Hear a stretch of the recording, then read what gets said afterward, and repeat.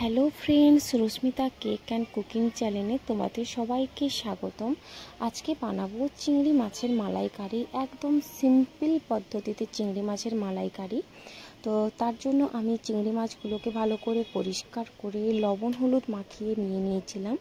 তো এগুলোকে তেলটা গরম হয়ে যাওয়ার পরে ভালো করে চিংড়ি মাছগুলোকে আমি দিয়ে দিচ্ছি। চিংড়ি মাছগুলোকে উল্টে পাল্টে করে আমি ভেজেও নেবো। তো আপনারাও বন্ধুরা এইভাবে ভালো করে ভেজে নেবেন। তো আমার এখানে অনেকজন খাবারের জন্য আমার একটু বেশি চিংড়ি মাছ, প্রায় 500-র কাছাকাছি চিংড়ি মাছ আছে। তো আমি এগুলোকে ভালো করে আমি ভেজেও নিচ্ছি। লাল লাল হয়ে যাবে, দেখতেই পাবে বন্ধুরা। ব্রাউন ব্রাউন হয়ে যাওয়ার পরে ভেজে নেব। তো আমি ওটা উঠিয়েও নিয়েছি ভাজা হয়ে যাওয়ার পরে। তারপরে আমি যতটা আমার তেল লাগবে মশলা কষানোর জন্য আমি তেলটাকে ঢেলে নিয়েছি। তেলটা গরম হয়ে যাওয়ার পরে এর মধ্যে আমি পেঁয়াজ টমেটো দিয়ে দিয়েছি। পেঁয়াজ টমেটোগুলোকে ভালো করে নাড়িয়ে চাড়িয়ে আমি ভেজেও নেব। ভালো করে নাড়াচাড়া করে আমি ভালো করে ভাজবো এগুলোকে। দেখতেই পাচ্ছ বন্ধুরা, যতক্ষণ না আমার হচ্ছে আমি ততক্ষণ নাড়িয়ে চাড়িয়ে আমি ভাজতে আছি।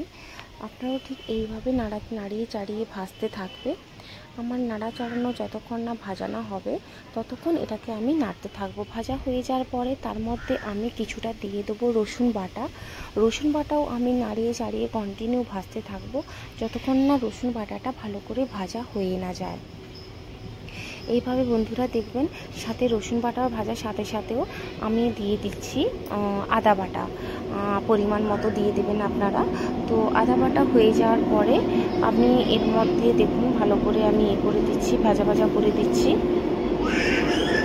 এইভাবে বন্ধুরা ভালোভাবে ভাজতে থাকবে। দেখে আমার টমেটো প্রায় গলেই গেছে।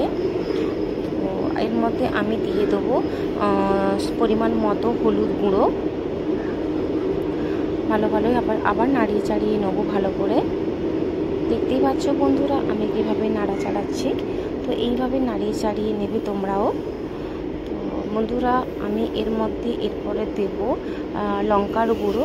আপনারা ঝাল অনুযায়ী সেইভাবে লঙ্কার গুঁড়ো ব্যবহার করবেন। আর এখানে আপনারা পারলে আপনারা কাঁচা লঙ্কাও আপনারা দিতে পারেন। আর কাঁচা লঙ্কা দেওয়ার পরে আপনারা একটু কাশ্মীরি লাল লঙ্কার গুঁড়ো দিতে পারেন, তাহলে এর মধ্যে কালারটা চলে আসে। তো আমি এখানে লঙ্কার গুঁড়োই ব্যবহার করেছি। ভালো ভাজা হয়ে যাওয়ার পরে তো এর মধ্যে আমি দিয়ে দিচ্ছি সানরাইজের মিট মশলা পাউডার। দেখতেই পাচ্ছ মিট মশলা পাউডার দিয়ে দিচ্ছি। মিট মশলা পাউডারটা ভালো করে ভেজে নেব। ভাজা হয়ে গেলে এর মধ্যে আমি দিচ্ছি শাহি গরম মশলা পাউডার সানরাইজ আপনারা পারলে যে কোনো কোম্পানির ব্যবহার করতে পারেন। তো তার মধ্যে সামান্য আমি একটু জল দিয়ে কষিয়ে নেব। দেখতেই পাচ্ছ বন্ধুরা কিভাবে আমি কষিয়ে নিচ্ছি। তো আমার কষাতে তেলটাও বেরিয়ে যাবে। তো সামান্য আরও কিছুটা আমি জল দিয়ে দিয়েছিলাম, কেননা জলটা তাড়াতাড়ি শুকিয়ে গেছিলো বলে। তো আমি ভালো করে নাড়ি চাড়িয়ে নিচ্ছি। দেখতে পাচ্ছ কি সুন্দরভাবে আস্তে আস্তে করে কষাতে তেলটা বেরিয়ে যাচ্ছে। তো আমার এখানে হয়ে গেছে কষানো। তো এখানে আমি আগে থেকেই নারকেলটাকে পেস্ট করে ওর মধ্যে জল মিশিয়ে নারকেলের দুধটা বের করে নিয়েছিলাম। তো এইভাবে আমি ভালো করে ছেঁকনির মাধ্যমে আমি ভালো করে আস্তে আস্তে করে ছেঁকে নিচ্ছি। আর গ্যাসটাকে একদম লো ফ্লেমে রেখেছি, না হলে মশলাটা জ্বলে যাবে। তো ভালো করে আমি ছেঁকে নিচ্ছি বন্ধুরা, দেখতেই পাচ্ছ আস্তে আস্তে করে একদম নাড়িয়ে চাড়িয়ে নেবো। দেখতেই পাচ্ছ বন্ধুরা আমি কিভাবে ভালো করে ছেঁকে নিয়েছি নারকেলের দুধটা।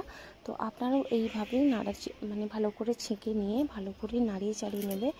এর একটা ফুড আসবে, যতক্ষণ না ফুড না আসবে ততক্ষণ আমরা ভাজা করা চিংড়ি মাছগুলো দেবো না। এরপরে আমি দিয়ে দিলাম লবণ। যতটা আপনার পরিমাণ মতো লবণ আপনি টেস্ট করে নেবেন, সেই হিসাবে লবণ দেবেন। ভালো করে নাড়াচাড়ানো হয়ে যাওয়ার পরে তো তার মধ্যে আমি ভেজে নিয়েছিলাম চিংড়ি মাছ। এর মধ্যে আমরা চিংড়ি মাছগুলো দিয়ে দেবো। তো চিংড়ি মাছগুলো দিয়ে দেওয়ার পরে আমি এরপরে ভালো করে নাড়িয়ে চাড়িয়ে নেবো আরও একবার। দেখুন আমি দেখতেই পাচ্ছেন বন্ধুরা আমি ভালো করে নাড়িয়ে চাড়িয়ে নিয়েছি। তো আমি এটাকে এবার মিডিয়াম ফ্লেমে রেখে দিয়েছি। তো হয়ে যাওয়ার পরে ভালো করে এবারে আমি আরেকবার লবণ চেক করে নেবো তো আমার লবণটা ঠিক আছে নাকি, কেননা সবাই তো একটু কম বেশি লবণ ব্যবহার করে, তো সেই জন্যই। তো আমার একটু লবণটা কম হয়েছিল, সেই জন্য আমি আরও একবার দিয়ে দিয়েছিলাম লবণ। তো ভালো করে এটাকে আমি নাড়িয়ে নিচ্ছি।